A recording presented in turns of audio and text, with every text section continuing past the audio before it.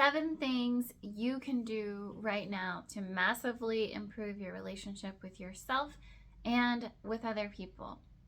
My name is Anna. I'm a certified Twin Flame Ascension Coach with Twin Flames Universe.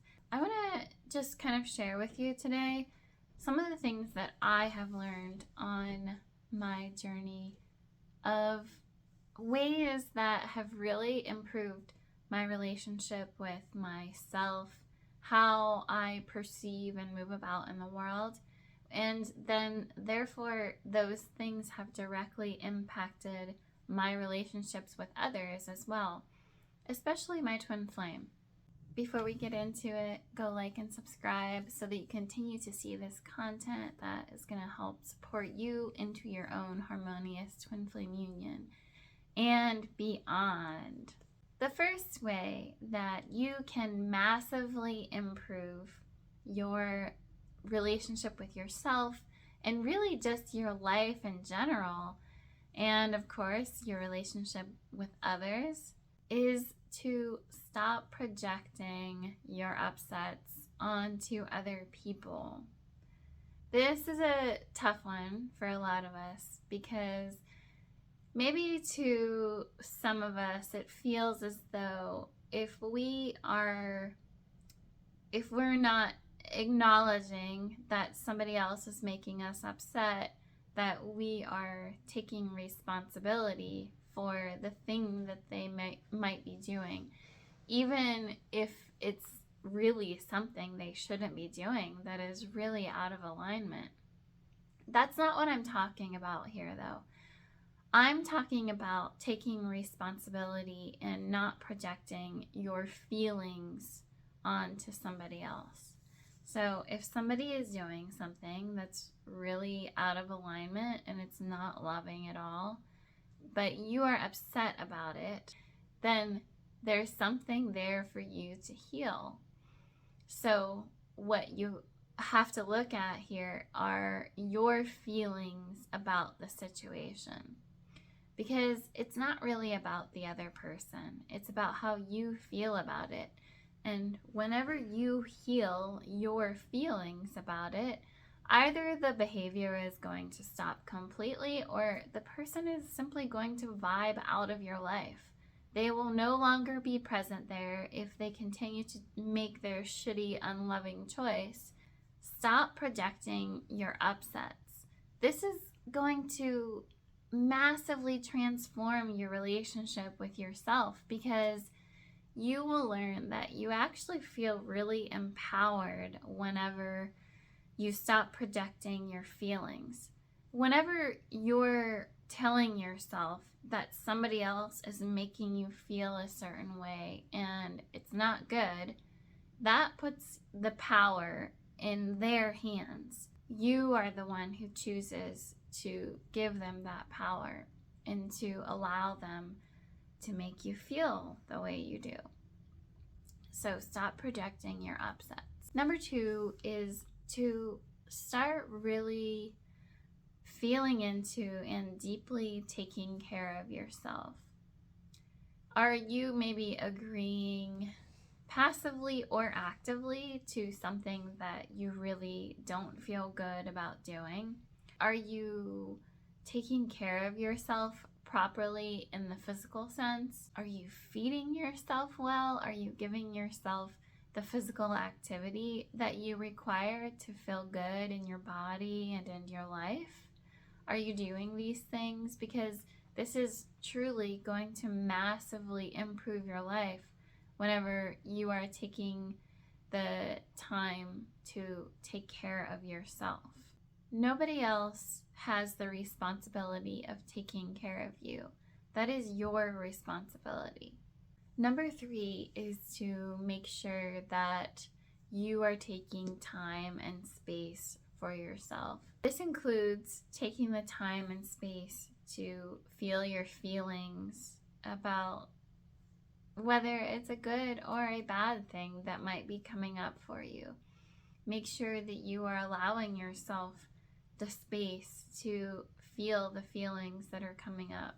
And sometimes it's simply just a choice to be present with yourself. It doesn't have to be a fancy or in-depth thing, and it doesn't take a lot of work. It's simply the choice to sit and be present with yourself. Maybe instead of cleaning the house whenever you're upset, and that can be very therapeutic, I understand that, but make sure it's not a form of escapism for you. So rather than doing that, maybe you choose to just sit and be present with yourself and to literally say in your heart, I choose to feel my feelings. Your choice is powerful, so you do have power over these things. You have power over your whole life. So choose to give yourself space to feel your feelings, be present, so that you can heal them. Maybe it does also look like taking the time to sit down and read a book, or go for a walk in the woods, or go wash your car if that's really what you want to do. Because it really feels good for you to do the things you desire to do. So don't push those things away, telling yourself that they aren't important, because they really are. You cannot pour from an empty cup. So you have to give yourself the space and time to do the things that really make you feel good and enable you to feel your feelings and be present with yourself. Number 4 kind of piggybacks, and that is to allow yourself to really dive into the challenging feelings that may be coming up for you. Maybe it's in regard to your twin flame and you are in separation and you're having that experience of not being with your twin flame. It's very uncomfortable and it hurts a lot. Maybe there are some really hard feelings that are coming up, but this is a place that is simply calling for love. And as soon as you give that to yourself, you're going to feel better there. But you have to allow yourself to feel those challenging feelings in order to move through them. This is some might say, the hook to healing. But it's really not. It's also about recognizing that the feelings don't actually have any power over you, and it's just something that needs love. It's just a challenging feeling, and you don't have to be completely absorbed in it and believe as though your life is ruined because of this thing that is coming up. That's not the truth of the matter. It's just a place that needs healing. So allow yourself to move through those challenging feelings so that you can go deeper into the love that is really there. Number 5 is to let go of codependence. One of the major ways that codependence shows up for a lot of people is being really concerned about the way somebody else might feel, or the way somebody else might feel about you. And the truth is that you are not responsible for somebody else's feelings. It's important for you to move and run your life from a place of love, but you aren't responsible for somebody else's feelings. If they are mad at you, if they are happy with you, you can't hinge the way you feel about yourself on the way somebody else feels about you. That is truly going to just be like a constant roller coaster ride if you are attaching yourself so strongly in codependence to somebody else that their feelings dictate how you are feeling. That's no fun. So heal codependence, and maybe it requires learning a bit more about what codependence looks like. I know that it has for me, because I didn't always know what was defined as codependent. It wasn't in my awareness. But as I did, I started to recognize a lot of places where I was holding on to codependence in my life. And it feels so much better to let that go and to recognize that the divine is your source, not somebody else. You do not need to align your life with another person and try to make somebody else happy in order to be happy within yourself.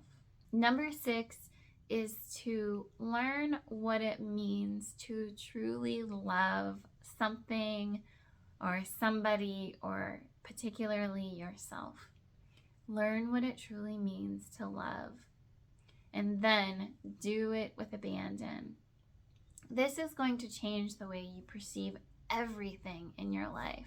Whenever you love something or somebody fully, it means that you are working through all of the roadblocks that come up. You're finding the love underneath of it.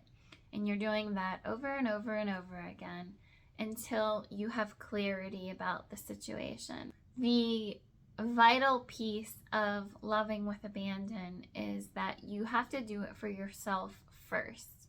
You have to love yourself with abandon first before you can extend that outwardly into the world, to other people, to the things in your reality. You have to do it for yourself first. Number 7 is learn to have unlimited compassion for yourself in particular, but really for everybody. Because as you learn to have unlimited compassion for yourself, you will naturally learn to have it for others. But there's really never a time whenever it's appropriate to not have compassion for yourself. If you are choosing to heal, you're choosing to improve your life, and you are constantly berating yourself and making yourself feel bad whenever you perceive that you have made a mistake, that is not having compassion for yourself. And it doesn't get you anywhere. It simply leaks your energy to feeling bad about yourself. So it's always appropriate to have compassion. This also doesn't mean that you just accept that you aren't where you want to be and you stay in that place. No, it means that you have compassion for yourself as you are moving deeper into the life of your dreams, into the relationships of your dreams, including the relationship with yourself. But you always can have compassion for yourself. You don't need to be hard on yourself. It does not serve you. It doesn't get you anywhere. It doesn't accomplish anything. So you can truly let that one go. I'd like to do just a little mini reading for you and give you something for the road to go deeper with as you are working to improve your life and your relationships, and especially your relationship with yourself. So I'm going to pull one card from the Soul's Journey deck by James Van Praagh. I've already shuffled them, so I'm just going to pull one off the top. Your card is Purpose. Well, immediately I feel as though this is talking about life purpose. Maybe one of the ways that you are meant to be improving your life is by living your life purpose. So how can you serve others? How can you bring more love into the world? How can you further the ascension? This isn't really just about giving to others. You are also giving to yourself whenever you live your life purpose, because you are truly living your life with joy, and you get to experience abundance, and your twin flame is super attracted to you whenever you are living your life purpose. So maybe there's something here about going deeper into your life purpose. And one of the best and foundational ways to do that is to get really clear, write a love list, about what it is that brings you great joy in your work. You can find a love list video, a how-to video in the description box of this video. And so get clear about what it is you love to do. Write those things down and then figure out what it means to do those things in practicality. How do you apply those things in your life purpose? Thank you so much for watching. If you're interested in coaching with me, you can find my email address in the description box of this video. Shoot me an email. I'll see you all in my next video. Bye.